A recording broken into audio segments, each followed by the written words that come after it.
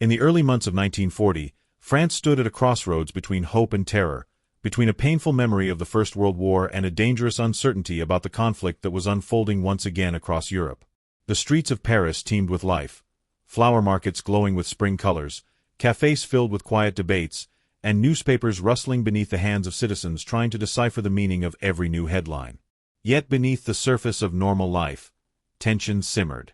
The air itself felt heavy, as if carrying the echoes of distant engines and the pulse of something approaching, something unstoppable. The French believed in the strength of their defenses.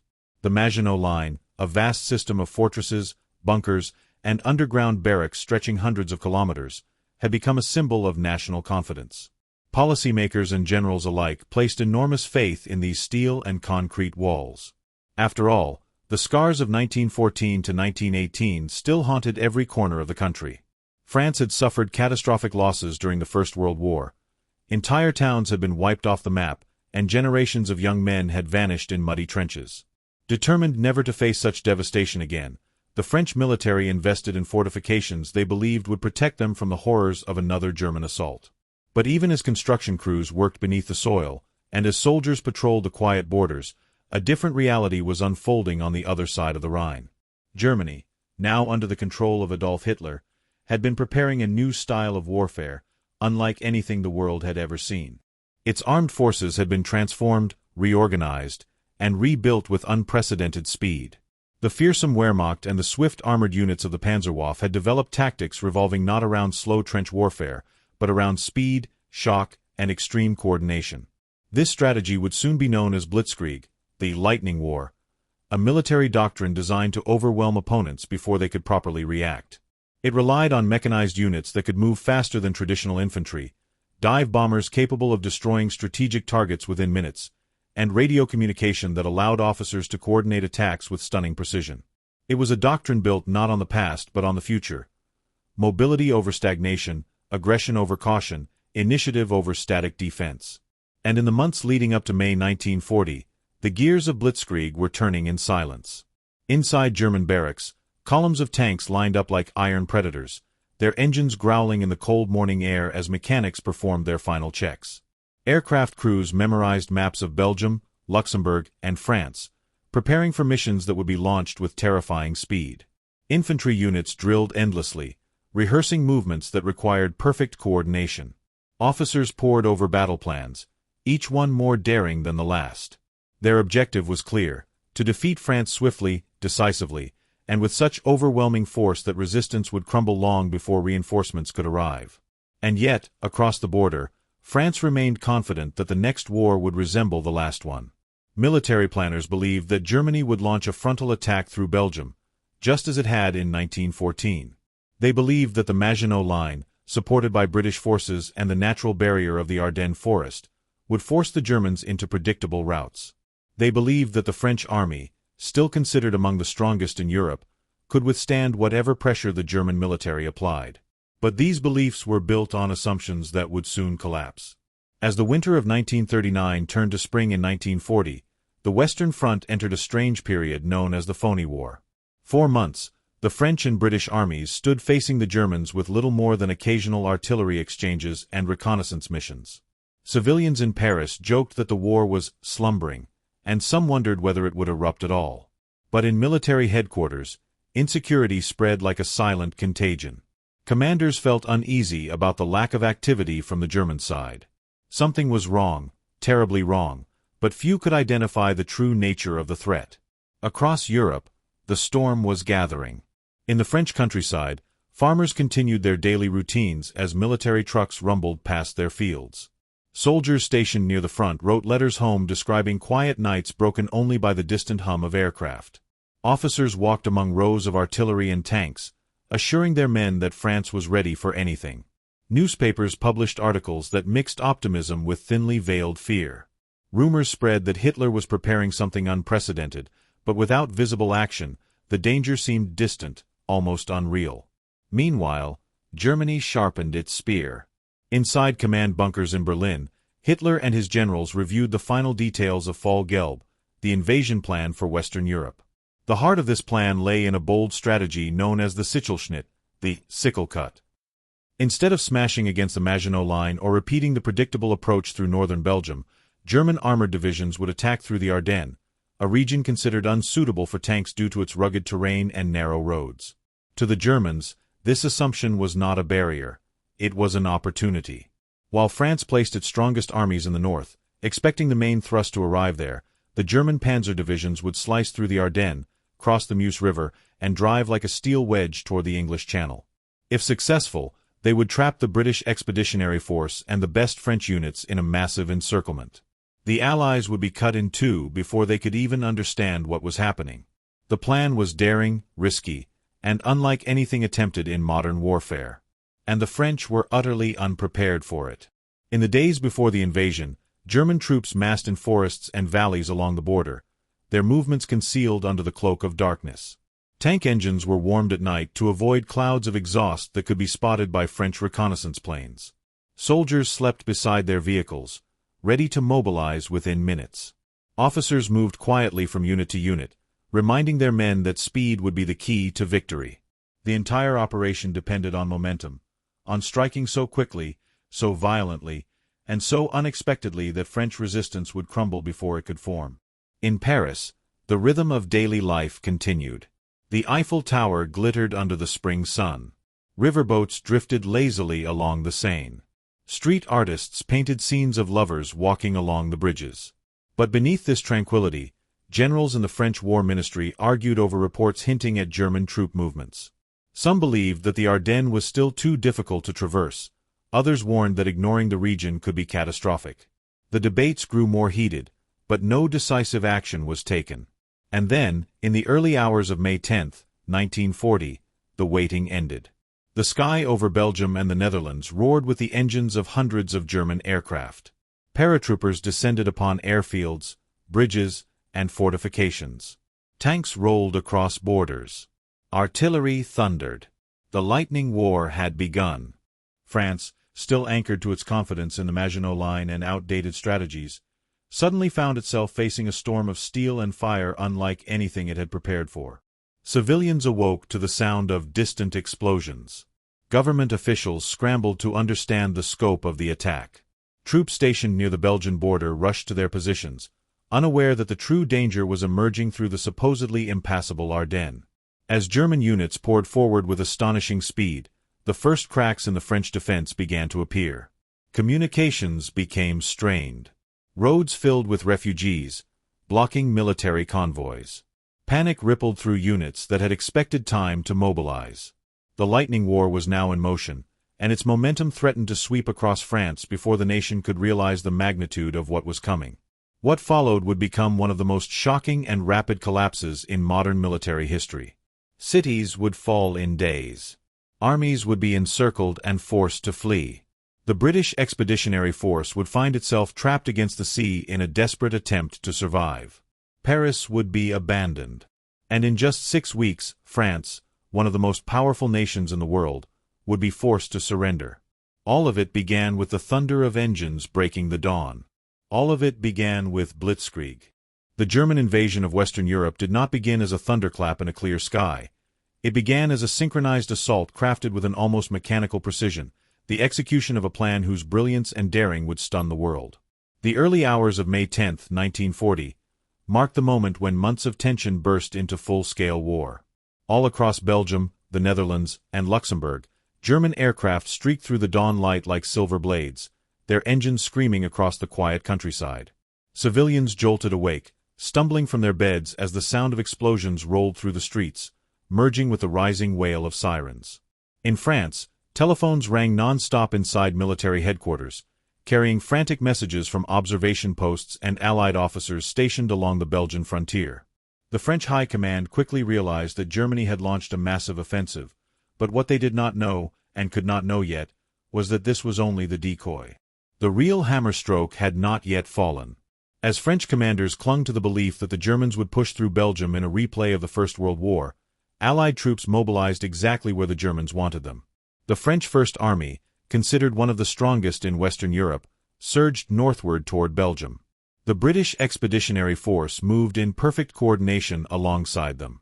Thousands of trucks, artillery pieces, and supply vehicles roared across the Franco-Belgian border in a vast river of steel and manpower. From the air, the Allied advance looked massive, determined, and well-coordinated, a powerful response to what seemed to be Germany's main assault. But this was the illusion Germany had created, a deliberate misdirection crafted through staged attacks, airborne assaults, and feints targeting Belgium's fortresses.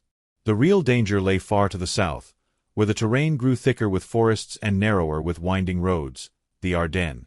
The Ardennes, a fatal assumption. For decades, French military doctrine held that the Ardennes forest was unsuitable for large armored formations. The roads were too narrow, the terrain too rugged, the slopes too steep.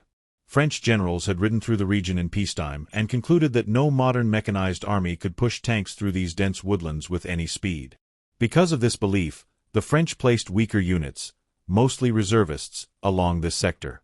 Many of them served with outdated equipment and lacked training in rapid mobile defense. The German High Command recognized this weakness. As early as the late 1930s, officers such as General Heinz Guderian and Erich von Manstein promoted the idea that tanks could indeed move through the Ardennes if coordinated with precise planning. They knew the French assumption would be their greatest advantage. If the enemy believed the forest was impassable, that meant it would be undefended. And so, while Allied commanders focused on Belgium, deep inside the Ardennes, the thunder of engines began. The German advance through the forest. In the early morning of May 10th, massive columns of German tanks, armored cars, and motorized infantry units entered the Ardennes. What had taken other armies days to traverse during peacetime maneuvers was crossed by the German spearheads at astonishing speed. Engineers cleared roads, traffic controllers directed thousands of vehicles with remarkable efficiency, and commanders ensured momentum never slowed. Despite the chaotic appearance of so many machines moving at once, the operation proceeded with machine-like discipline. Inside the cramped steel hulls of the panzers, German crews felt excitement and anxiety mixing in equal measure. They were venturing into terrain the enemy considered impossible, but they trusted their training and the clarity of their objectives. Crews worked tirelessly, sleeping only in brief intervals alongside their machines, listening to the hum of engines echo through the trees like a vast mechanical heartbeat. Meanwhile, French reconnaissance pilots flew over the forest, but heavy clouds and German anti-aircraft fire prevented them from seeing the scale of the buildup. Reports from scouts on the ground were often dismissed or considered exaggerated. Even when suspicious movements were detected, French commanders could not bring themselves to believe that entire armored divisions were pushing through terrain previously dismissed as impassable. This disbelief would soon doom them. The Meuse River, the critical line. The Germans' main objective was to reach the Meuse River, one of the most significant natural barriers between the Ardennes and the open plains of northern France. If they could cross the Meuse quickly, they would gain access to territory ideal for mechanized warfare. More importantly, crossing the river would allow them to cut off the Allied armies advancing into Belgium, leaving them trapped and isolated. The key crossing point was the French town of Sedan. French defenses here were weak, manned by reservists, under-equipped, and unprepared for the scale of the assault about to hit them. On May 12th and 13th, German units reached the Meuse ahead of schedule. The sight of countless tanks emerging from the forest stunned the scattered French forces. Panic set in as French units struggled to reposition themselves. Communication lines became overwhelmed with desperate messages and requests for reinforcements. Meanwhile, German officers prepared for one of the most critical operations of the campaign, the crossing of the Meuse under heavy fire. The Luftwaffe's thunder. Before the ground assault began, the Luftwaffe unleashed a devastating aerial bombardment on French positions around Sedan. Dive bombers, particularly the infamous Junkers Ju-87 Stukas, plummeted toward their targets with sirens screaming, a psychological weapon designed to break enemy morale. The sound alone sent shivers down the spines of soldiers huddled in their trenches. For hours, French defenses were pounded relentlessly. Bridges, artillery positions, bunkers, and communication posts were shattered. The bombardment created smoke so thick that some soldiers later said the sky turned black. Entire units were immobilized. Commanders struggled to coordinate any form of organized resistance. The French High Command received conflicting reports. Some officers insisted the main German attack was occurring at Sedan. Others refused to believe it, convinced the Ardennes attack was merely another diversion. This confusion allowed the Germans to solidify their positions and begin crossing the river with inflatable boats, engineers working under fire to establish bridges. The French response was too slow. Their tanks, many of them technically superior to German models, were scattered across the countryside in small units, unable to mount a coordinated counterattack. Their aircraft, overwhelmed by the speed of the German advance, failed to deliver decisive blows. As German units crossed the Meuse, the French line began to collapse. Breakthrough at Sedan. Once German infantry secured a foothold on the western bank, the panzers moved into position. By the evening of May 13, German armored units punched through French defenses with a ferocity that stunned even their own commanders. Panic spread through French ranks. Rumors swept across units that enemy tanks had appeared behind them, fueling chaos and disorganization. Messages from desperate officers flooded French headquarters. Enemy armor advancing rapidly. We are being overrun. Request immediate reinforcements. But by then, it was too late. German units poured through the breach at Sedan, expanding it rapidly. Once the gap widened, Blitzkrieg reached its full potential. Tanks raced forward, bypassing pockets of resistance. Motorized infantry followed closely behind, occupying towns and securing roads. Anti-tank crews scrambled to reposition but found themselves outflanked repeatedly. The German advance became a river of machines flooding into northern France. The trap begins to close. As German panzers pushed westward with astonishing speed, Allied forces continued fighting in Belgium, unaware that the real battle, the one that would decide the fate of France, had already been lost dozens of miles to the south. By the time Allied commanders realized what had happened, the Germans were already deep behind their lines, racing toward the English Channel. The entire Allied left wing, the strongest portion of their armies, was at risk of being encircled. The British Expeditionary Force found itself in a rapidly deteriorating situation. Communications with French units became chaotic. Supply lines were cut. Rumors spread of German tanks appearing unexpectedly in towns believed to be safe. Troops fought desperate rearguard actions to buy time, but each day the situation worsened. Evacuation began to appear not merely as a possibility, but as a necessity. Civilians on the move. As the German advance gathered momentum, French civilians fled by the millions. Families piled possessions onto carts, bicycles, or whatever they could find. Roads became clogged with refugees, an enormous human tide that slowed French military movements and created bottlenecks stretching for miles. Children cried as aircraft roared overhead. Old men pushed carts through fields, hoping to escape the fighting. The countryside, once peaceful, was now a landscape of fear and uncertainty. The chaos of retreat mixed with the thunder of tanks created a sense of apocalypse. To many civilians, it felt as though the entire world was collapsing around them. The speed of the German advance made escape harder each day. The fall of the Belgian front. While the Germans advanced through France, their forces in Belgium continued a brutal and fast-paced campaign. Belgian fortresses, including the supposedly impregnable Fort Eben-Emael, fell with shocking speed due to Germany's innovative airborne assaults. This collapse further destabilized the Allied position and added pressure on French and British troops. By the end of May, it was clear that the Allies faced not a simple retreat but a catastrophic encirclement. All roads were closing. Every hour mattered. The Germans were tightening the noose. What began as a carefully planned diversion had now turned into one of the fastest and most decisive breakthroughs in military history. The breakthrough at Sedan was not merely a tactical success, it was the ignition point of the most shocking and rapid strategic collapse Western Europe had seen in generations.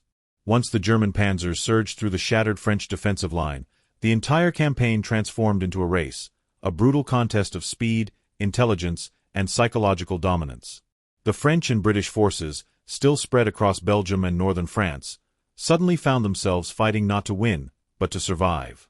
What followed was the critical phase of the 1940 campaign. The German sickle-cut advance toward the English Channel, the sealing of the trap around Allied armies, and the desperate battles fought on roads, in villages, and across open fields as the Allies struggled to avoid total annihilation. The German spearhead begins its dash.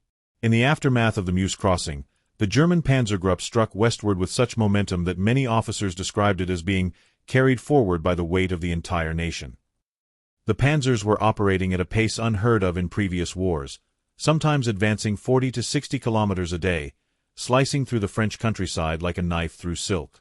Dust clouds rose behind them as armored columns roared down narrow rural roads, engines rattling, tracks grinding, and radios crackling with constant updates. Villages that had seemed peaceful only hours before were suddenly filled with the deafening noise of tank formations passing through at full speed. Local civilians hid in basements as the metallic roar of the Blitzkrieg echoed through the streets. Behind the tanks came motorized infantry riding in trucks and half-tracks. Some clung to the sides of vehicles, gripping rifles and grenades, ready to jump off and secure newly captured towns. Logistics units followed with fuel trucks, repair vehicles, and supply convoys. The entire formation moved like a single living organism, fluid, precise, relentless. Meanwhile, French units scrambled to reorganize, unable to comprehend how the German advance had achieved such depth in such a short time. Communications collapse and panic among French forces. French headquarters received reports that seemed impossible. German tanks spotted near Rethel. Enemy armor approaching St. Quentin. Panzers now west of the Meuse. They are behind us. Repeat, they are behind us. Commanders stared at these messages in disbelief. Many believed them to be mistakes, exaggerations, or even German deception. But as reports multiplied, it became clear that the German spearhead had penetrated far deeper than anticipated. The French command structure, already rigid and outdated, began to crumble. Communication networks overloaded. Field units lost contact with their superiors. Entire divisions waited for orders that never arrived or arrived too late to matter. The psychological impact was devastating. Rumors spread faster than information. Some units began withdrawing without authorization. Others stood and fought until they were overwhelmed. The German strategy relied on creating shock, and that shock was now spreading through the French army like wildfire. The race to the Channel. After securing the breakthrough, German armored divisions accelerated toward the English Channel to cut off the Allied armies in Belgium. Their objective was decisive: isolate the British Expeditionary Force and the best French forces, trapping them in a vast pocket with no route of escape. The countryside endured the thunder of advancing armor. Farmlands were torn up by tank tracks, orchards crushed under the weight of vehicles. Cows scattered in panic as columns of steel stormed past. Church bells rang in terror, not celebration, as villagers fled before the oncoming front. The French attempted several counterattacks. Units equipped with the formidable Char B-1 heavy tanks and Somua S-35S, technically superior to most German panzers, launched desperate assaults against the German spearhead. In isolated clashes, these French tanks inflicted heavy losses. The Char B-1, with its thick armor, sometimes absorbed dozens of German shells without being destroyed. But the French armor was deployed in small, uncoordinated groups. They lacked the concentrated punch and radio coordination that gave the German panzers their edge. Instead of striking at the German advance in a unified force, French counterattacks were scattered, localized, and quickly overwhelmed.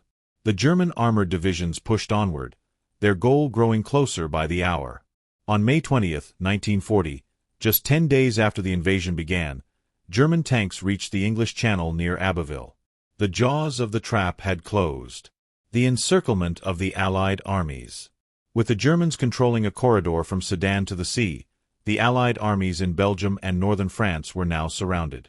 Cut off from supplies, reinforcements, and lines of retreat, the British Expeditionary Force and several French armies faced the grim reality of potential destruction.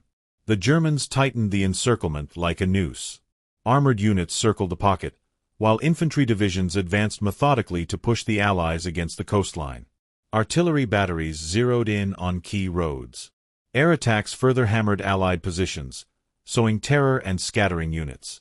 British and French troops now found themselves fighting desperate holding actions to prevent total collapse. These were the most critical and chaotic battles of the campaign. Clashes fought in forests, on bridges, in narrow village streets, and across fields where soldiers dug shallow trenches hoping to slow the German advance. The defense of Arras, a glimmer of resistance.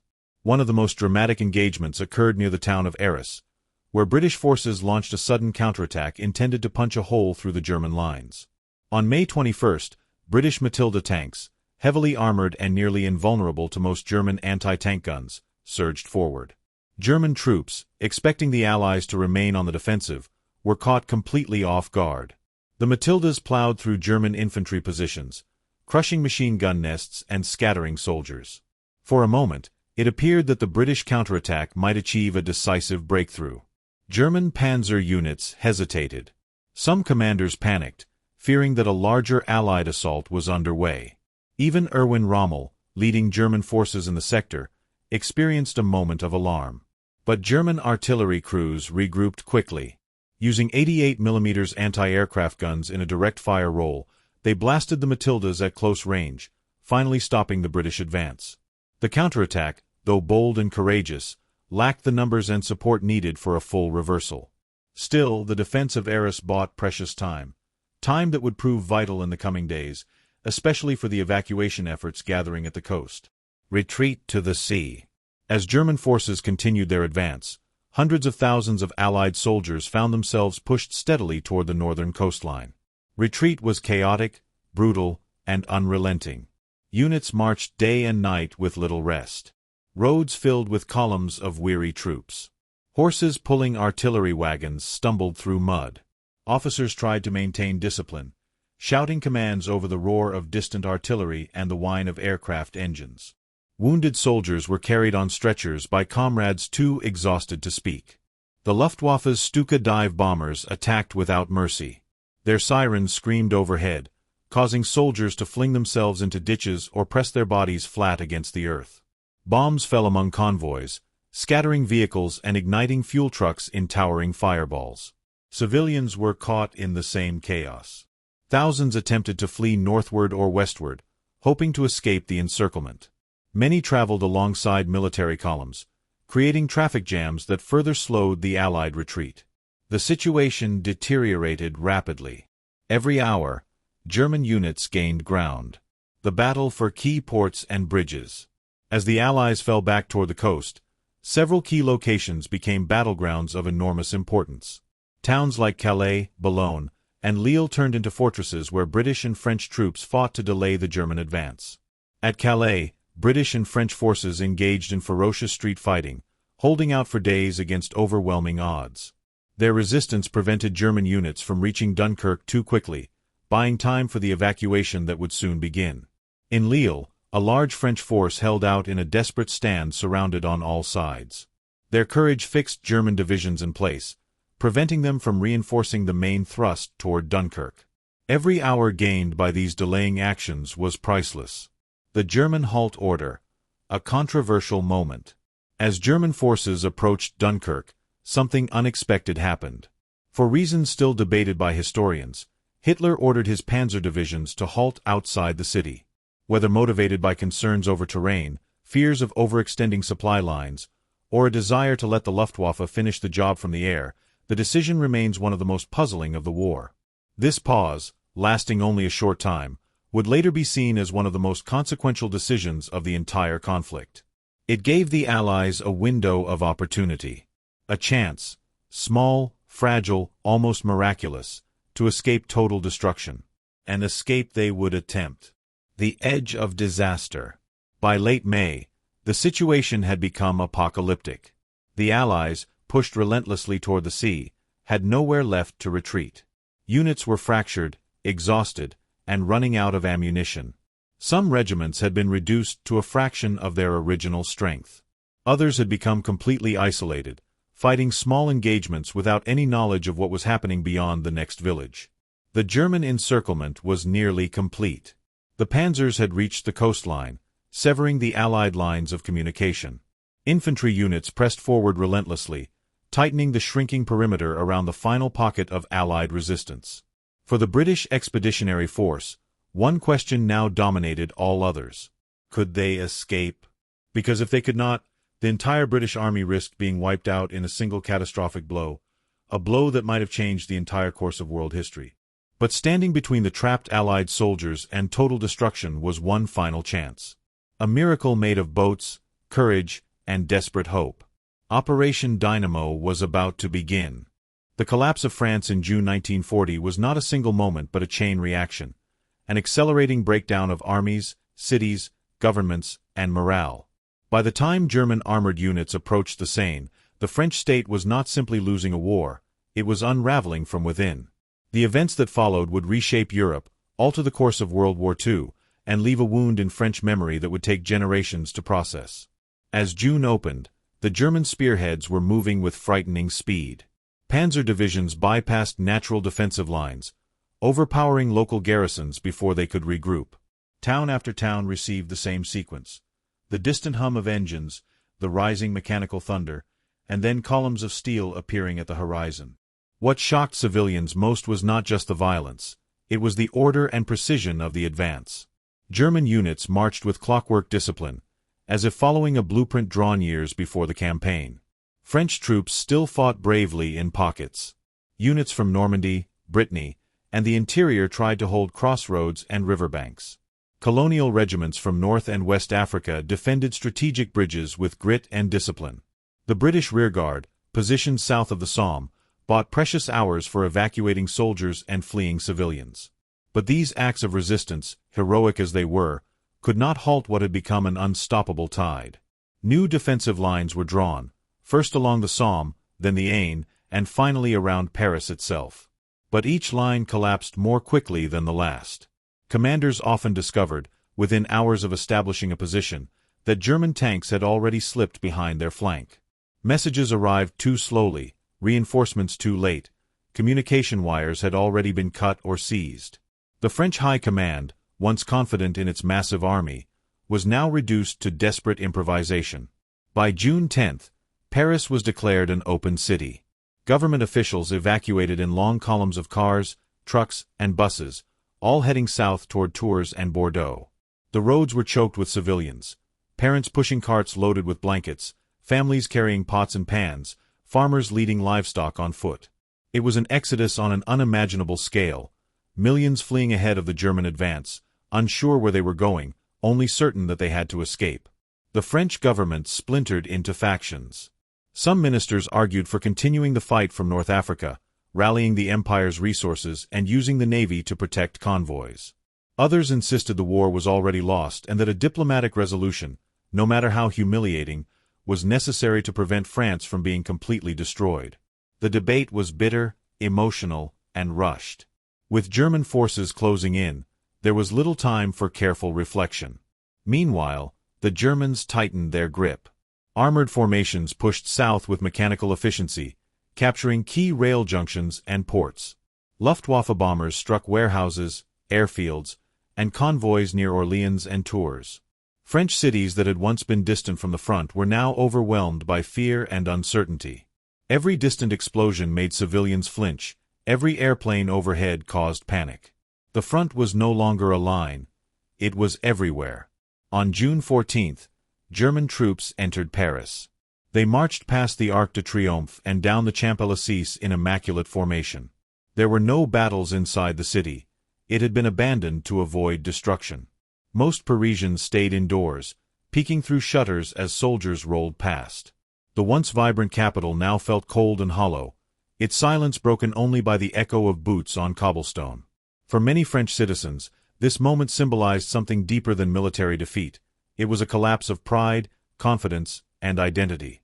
France, a nation that had survived revolutions, empires, and centuries of warfare, had fallen in just 6 weeks.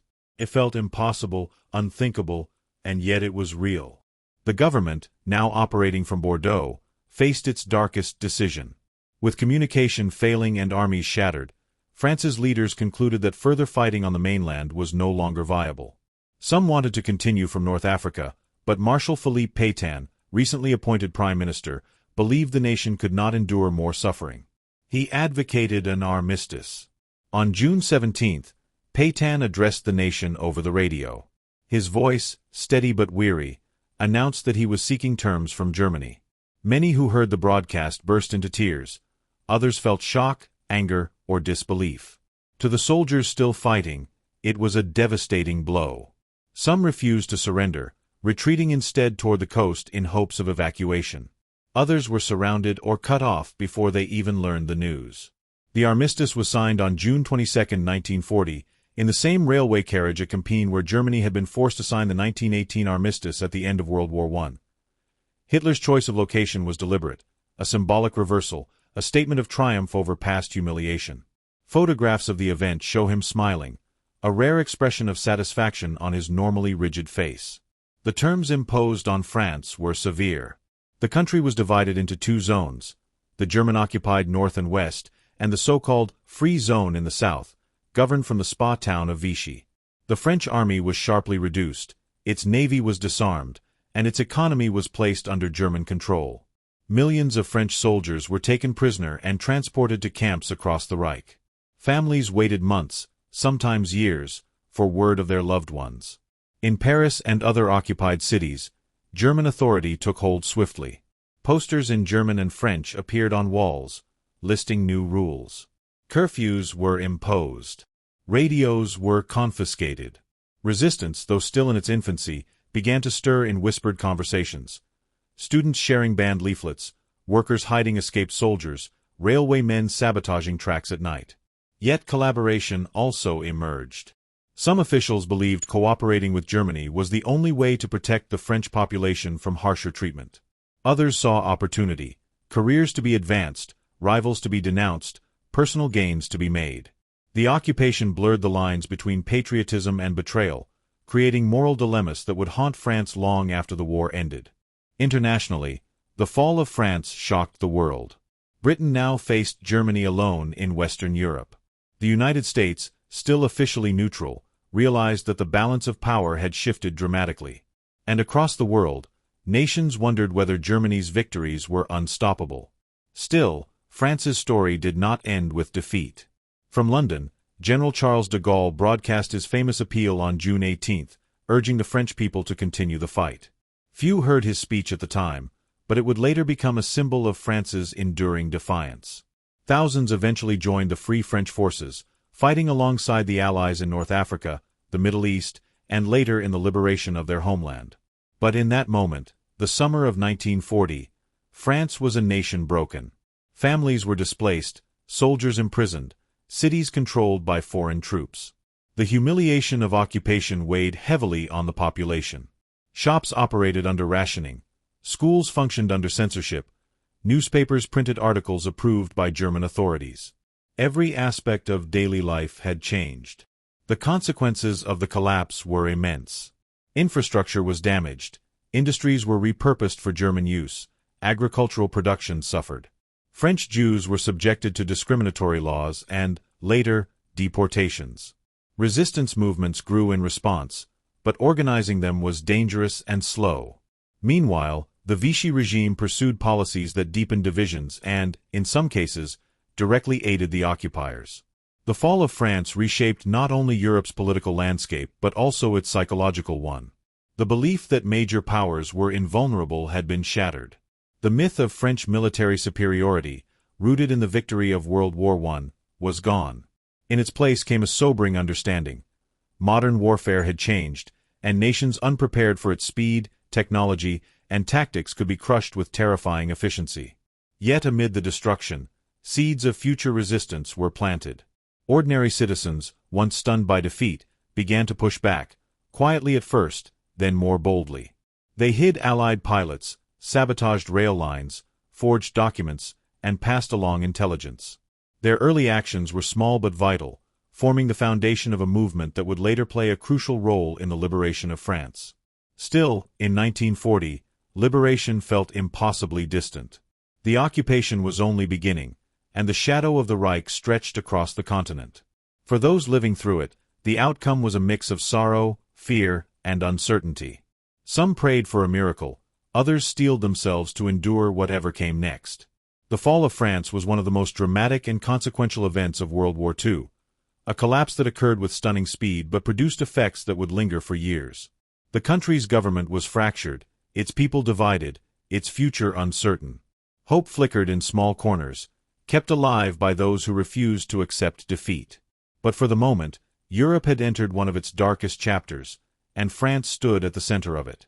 This was the outcome of 1940, not merely a military defeat, but a transformation, of landscapes, of politics, of identities. And while the war moved on, Sweeping toward Britain and the Soviet Union, the French people were left to live with the consequences of a nation overrun, occupied, and forced to confront a harsh new reality. History often records the fall of France in 1940 with sweeping arrows on maps, charts of destroyed divisions, and the signatures of political leaders on armistice documents. But beneath those large events were millions of personal lives: soldiers, civilians, refugees, nurses, engineers, farmers, mothers, children, each carrying a fragment of the story. Their experiences, fragmented yet powerful, reveal the human side of a nation's collapse. Through their eyes, the fall of France becomes not just a military disaster but an emotional and psychological earthquake. The soldier who never expected to retreat. Private Henri Lefebvre had grown up believing in the invincibility of the French army. His father had fought at Verdun and told stories of trenches filled with mud and fire, of comrades holding impossible positions against overwhelming German assaults. Henri enlisted with pride, feeling part of a legacy of strength and sacrifice. But by May 1940, everything he believed was collapsing. He remembered the first time he saw German panzers, black silhouettes emerging from morning mist, engines rumbling like distant thunder. He and his unit fired rifles and machine guns, but the tanks kept coming, shrugging off bullets like rain. They were forced back to a new line, then another, and another. The retreat felt endless. Henri carried one haunting memory: a small village near the Somme where elderly men and young boys tried to help soldiers build a barricade. They stacked furniture, overturned carts, and placed sandbags in a desperate attempt to slow the advance. When German artillery struck, the barricade evaporated in a flash of dust and splinters. Henri pulled a boy out of the rubble, maybe 13 years old, his arm broken, his face pale with shock. "Why aren't you stopping them?" the boy whispered. Henri had no answer. As the retreat continued, Henri's unit grew thinner. Friends he had trained with vanished, some killed, others captured, others simply missing in the chaos. One night, after marching for hours on empty stomachs, they slept in a barn filled with straw and the smell of livestock. Henri lay staring at the rafters, listening to distant explosions and thinking of his mother in Reims. He wondered if she had fled. He wondered if he would ever see her again. When the armistice was announced, Henri felt numb. The fighting stopped, but the defeat hung over him like a lead weight. He was taken prisoner days later, marched to a camp in Germany with thousands of others. As he walked, he kept replaying the boy's question in his mind. Why couldn't we stop them? Years later, even after liberation, the question still echoed inside him. The nurse who kept moving. Claire Fournier worked at a small hospital in Lille when the German attack began. She was used to treating industrial injuries: miners with crushed fingers, textile workers with cuts and burns. But within days, the hallways filled with soldiers, shrapnel wounds, burns, concussions, broken limbs. Claire worked without rest. She washed blood from her hands dozens of times a day, but the smell lingered on her skin no matter how much she scrubbed. Beds were so full that cots lined the corridors. Medicines ran low. She improvised with what she had: clean cloth instead of bandages, herbs when proper antiseptics ran out.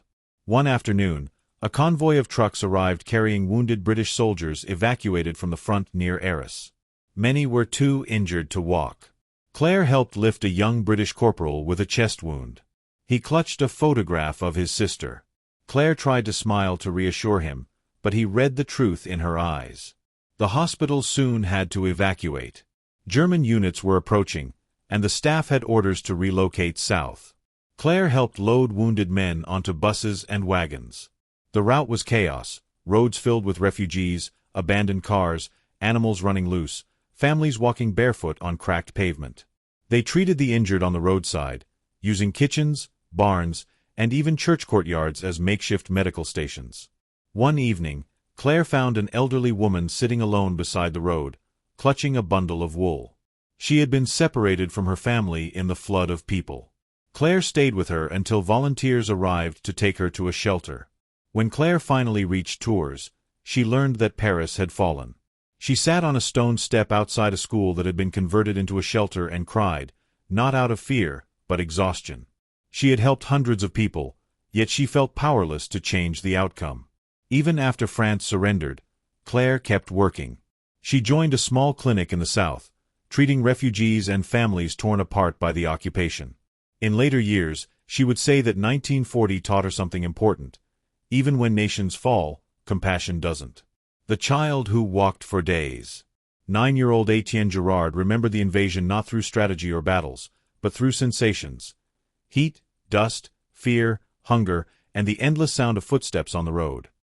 He and his parents fled Paris on June 10th, part of a river of people stretching as far as the eye could see.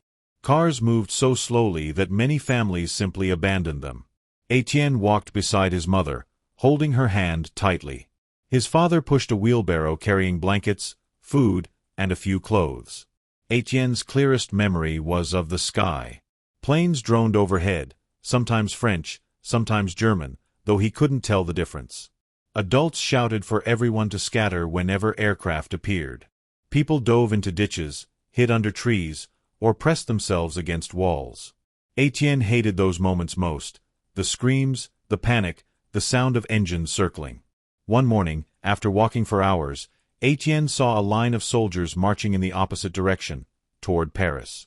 They looked tired, uniforms torn and muddy. One soldier smiled at Etienne and gave him a piece of chocolate. It was the first sweet thing the boy had tasted in days. At night, his family slept in barns or fields. Etienne remembered staring at the stars and wondering why the world had changed so suddenly. Why were they running? When would they go home?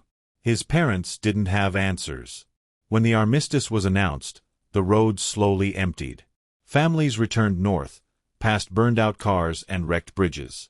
When Etienne finally saw Paris again, the city felt strange, quiet, watchful, subdued. German soldiers patrolled the streets. Posters in German hung on walls. Flags that didn't belong to France fluttered over government buildings. Etienne never forgot those weeks. In adulthood, he would become a teacher, often telling his students, "Wars aren't just dates and battles. They're memories that children carry forever." The British officer who refused to leave his men. Captain William Harris had evacuated from Dunkirk but returned to France shortly afterward as part of the rearguard sent to slow the German advance and buy time for civilians and Allied troops to escape. He commanded a small unit stationed near Rouen. By the time they arrived, the French line was collapsing. Bridges were blown, roads clogged with refugees, and communication nearly non-existent. Harris and his men positioned themselves along a wooded ridge overlooking a valley. They held for 2 days. 2 long, exhausting, terrifying days.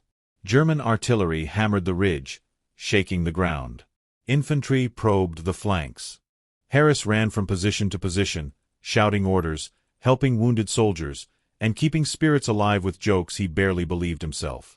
When the order to withdraw arrived, he refused to leave until all his men were accounted for. He found one private, only 18, lying behind a fallen tree with a leg wound. Harris carried him on his back through smoke and chaos. They reached the extraction point minutes before the last transport vehicles pulled out. Harris eventually made it to Britain. Many in his unit did not. He never forgot them. 4 years after the war, he wrote letters to their families, sharing memories of their bravery. He often said the fall of France taught him one thing: courage doesn't always win battles, but it defines the people who fight them. The farmer who lost everything. In the village of St. Valery, near the Normandy coast, Pierre Martin tended his fields as he had for decades. He knew war was coming, everyone had known, but he believed his remote village would escape destruction. It didn't. First came the refugees. Hundreds passed through, asking for water, shelter, directions. Pierre gave what he could: bread, milk, a place to rest in his barn. Then came the soldiers, Scottish troops of the 51st Highland Division. They dug positions near the village, setting up machine gun nests and anti-tank guns. Pierre watched them with a mix of gratitude and fear. Finally came the Germans. The battle was short but fierce. Shells exploded in the fields. Pierre's house caught fire. Animals fled. He hid in a ditch with his wife and 2 daughters, covering them as debris rained down. When the battle ended, the Highlanders were captured. Pierre's farm was ruined. The wheat he had planted for harvest lay flattened and charred. Yet what Pierre remembered most clearly was a moment of kindness, a Scottish soldier who, before being taken prisoner, handed Pierre his canteen and said, "For your girls. They'll need it." That single gesture stayed with Pierre longer than the destruction.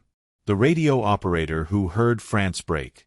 Juliette Moreau worked at a communications station outside Orleans. Her job was to relay coded messages between units. She heard everything: the retreats, the requests for reinforcements that never arrived, the desperate calls for ammunition, the final broken transmissions from surrounded units. On June 14th, she monitored the channel for Paris. At 10 a.m., the city's command post sent its last message, brief and somber. "Paris is now an open city. We are evacuating. God protect France."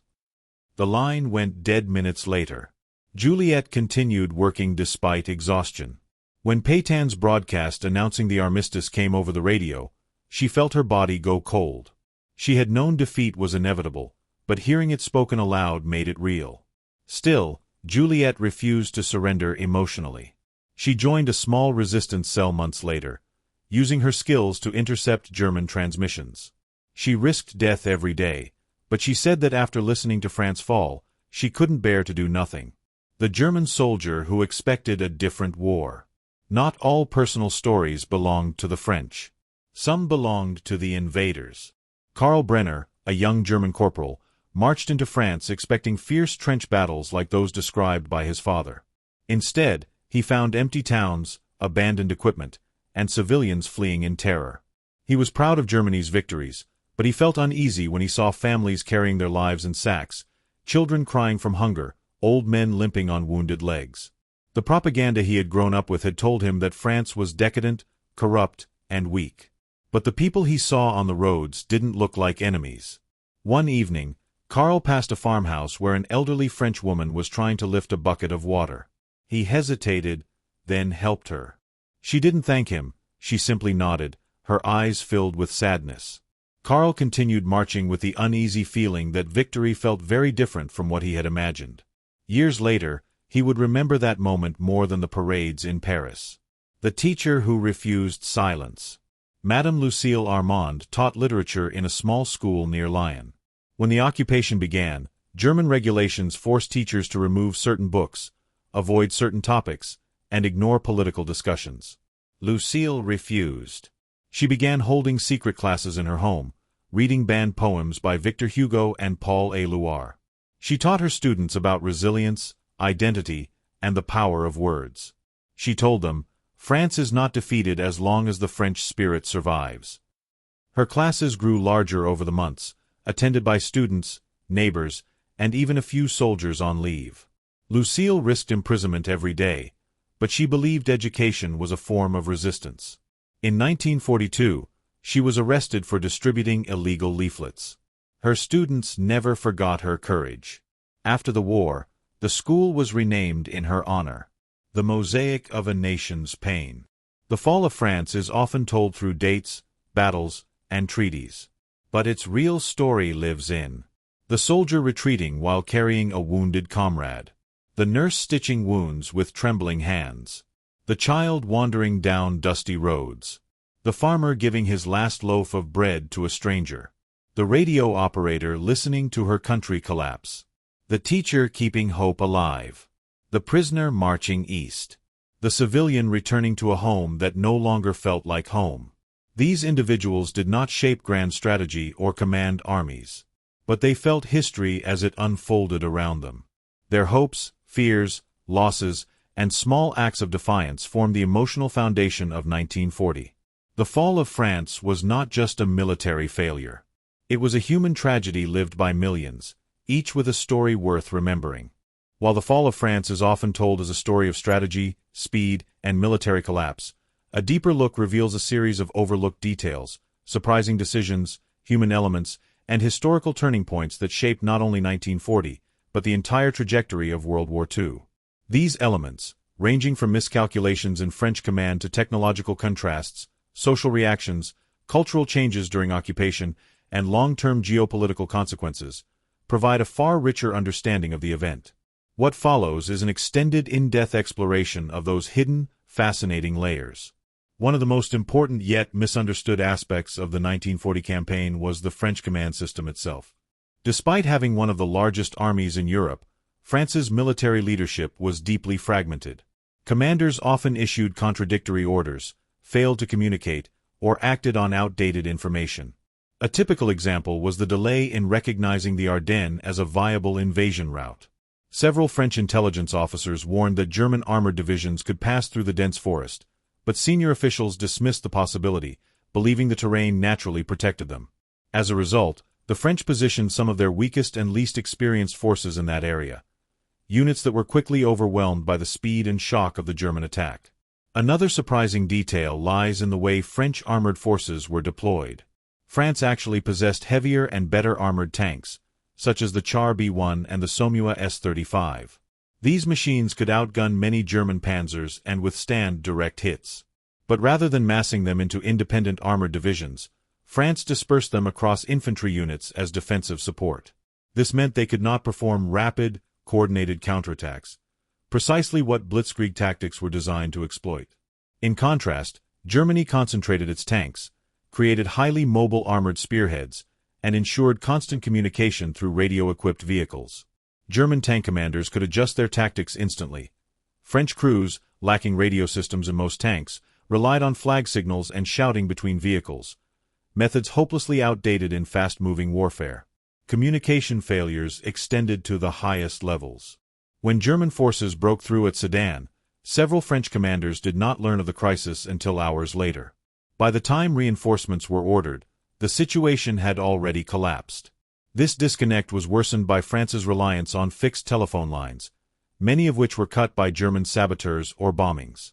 Meanwhile, German units, supported by mobile radio networks, could coordinate airstrikes, mechanized assaults, and infantry movements with unprecedented precision. A lesser-known but crucial element of the campaign was the role of the Luftwaffe, particularly its psychological effect. German dive bombers, especially the Ju-87 Stuka, were equipped with sirens designed to produce a screaming sound during dives. These Jericho trumpets caused panic among retreating soldiers and refugees. Although their actual destructive power was limited, the terror they created often led to rapid breakdowns in morale. Entire French divisions abandoned positions simply because they were unprepared for the intense noise, speed, and shock of modern aerial assault. The refugee crisis during the invasion is another detail that shaped the outcome more than many realize. As German forces advanced, millions of French civilians fled southward. Roads became clogged with families carrying carts, bicycles, livestock, and hastily packed belongings. This massive population movement slowed French troop movements, blocked supply lines, and created logistical chaos. Military vehicles became stuck behind civilian caravans, while retreating soldiers mingled with refugees in scenes of widespread confusion. German reconnaissance units even reported difficulty advancing because roads were so crowded with civilians, yet they exploited the chaos far more effectively than the French. Inside Paris, life changed rapidly during the final days before occupation. Even as government officials evacuated the city, many residents refused to believe the Germans could reach the capital so quickly. Cafés continued operating, newspapers printed optimistic headlines, and theaters performed nightly shows. This sense of denial persisted until the final hours, when distant artillery became clearly audible. Only then did the streets fill with panicked civilians, burning documents, hiding valuables, or attempting last-minute escapes. When German troops marched into Paris, some residents watched from windows in stunned silence, while others left flowers or white sheets to signal peaceful submission. Another critical and often misunderstood detail concerns the Maginot Line. Contrary to popular belief, the line itself did not fail because German troops broke through it directly. Instead, they bypassed it entirely by moving through Belgium and the Ardennes. Ironically, the Maginot Line worked exactly as designed. It was simply not long enough. Political disagreements before the war prevented its extension along the Belgian border, leaving the northern flank dangerously exposed. When the German breakthrough occurred, French units stationed along the Maginot Line remained intact but were rendered strategically irrelevant, unable to redeploy in time to stop the rapidly advancing German forces. The Dunkirk evacuation, one of the most dramatic moments of the campaign, also contains numerous lesser-known details. For instance, Many of the smaller civilian boats involved in Operation Dynamo were never designed for open-sea travel. Some were barely more than fishing vessels or riverboats. Volunteers navigated rough waters, dodging mines and air attacks, to reach the beaches. Additionally, German High Command halted armored attacks near Dunkirk for several days, a controversial decision that remains debated by historians. Some argue Hitler sought to preserve his tanks for future operations, while others believe he wanted the Luftwaffe to destroy the trapped Allies. Regardless, this pause allowed hundreds of thousands of soldiers to escape. During the occupation that followed the armistice, daily life in France changed dramatically. German authorities imposed strict rationing, censorship, and curfews. French radio stations broadcast propaganda, schools adopted revised curricula, and many Jewish citizens faced immediate persecution. Resistance movements formed gradually, beginning with small groups of students, former officers, and workers who distributed leaflets, sabotaged infrastructure, or assisted downed Allied pilots. These early networks would later evolve into the powerful French resistance, which played a crucial role after 1942. Cultural changes during occupation were often subtle but profound. Fashion styles shifted due to fabric shortages. People repaired clothing repeatedly or adapted old garments into new styles. Black markets flourished, with farmers trading food secretly in exchange for valuables. In some cities, German officers frequented cafés, restaurants, and cabarets, creating an uneasy blend of normalcy and occupation. Many Parisians recalled the surreal feeling of hearing German language on their streets, seeing swastika flags hanging from monuments, and watching German patrols march past the Eiffel Tower. Another interesting fact concerns the role of colonial troops in France's defense. Tens of thousands of soldiers from North Africa, West Africa, and Indochina fought bravely during the campaign. Many were captured and treated harshly by German forces, who considered them racially inferior. Yet their contributions were significant. Units of Moroccan Gummiers, Senegalese tirailleurs, and Algerian infantry held key positions during critical battles, often resisting German attacks longer than expected. Their role is frequently overlooked in mainstream narratives. Technological contrasts also offer valuable insight. French tanks, though superior in armor, had slow turret rotation speeds and limited fuel capacity. German panzers were lighter and mechanically less complex but far easier to repair in the field. German mechanics could fix damaged vehicles quickly, allowing armored divisions to maintain momentum. Meanwhile, French tank units often lacked spare parts or fuel reserves, forcing crews to abandon fully functional vehicles. Geographically, France's landscape played an unexpected role. The wide-open plains of northern France were ideal for mechanized warfare. German units used these natural corridors to achieve rapid breakthroughs. The French, trained for static defense and trench-like warfare, struggled to adapt to these open, mobile battles. Additionally, the dense road networks of Belgium allowed panzers to spread out and flank Allied units from multiple directions, overwhelming defensive lines. The German High Command also benefited from extraordinary intelligence coordination. Signals units intercepted French communications, while reconnaissance aircraft provided real-time updates on troop movements. In contrast, French intelligence suffered from outdated assumptions and slow analysis. Several critical enemy movements were detected but dismissed as decoys or misinterpretations.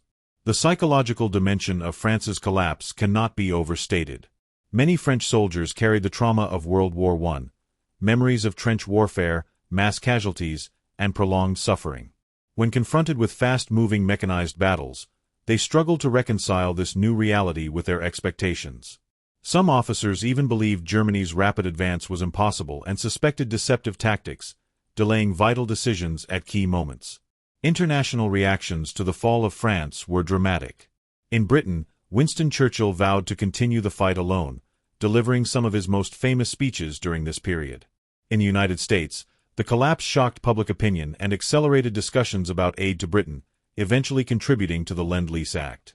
Meanwhile, in the Soviet Union, Stalin observed Germany's success with both admiration and fear, prompting rapid reforms in Soviet military strategy. Finally, the long-term consequences of the fall of France were enormous. It reshaped European borders, shifted global alliances, and set the stage for future campaigns in North Africa, the Atlantic, and the Soviet Union. The fall also symbolized the end of an era, an end to the belief that static defenses or traditional military doctrines could withstand the pace of modern mechanized warfare. Blitzkrieg had revolutionized the battlefield, and nations around the world took notice. These extended insights show that the fall of France was not simply a rapid military defeat. It was the result of systemic weaknesses, social upheaval, technological disparities, psychological strain, and the transformative power of modern warfare. It continues to be studied not only for its dramatic speed but for the profound lessons it offers about decision-making, innovation, and the human experience in times of crisis.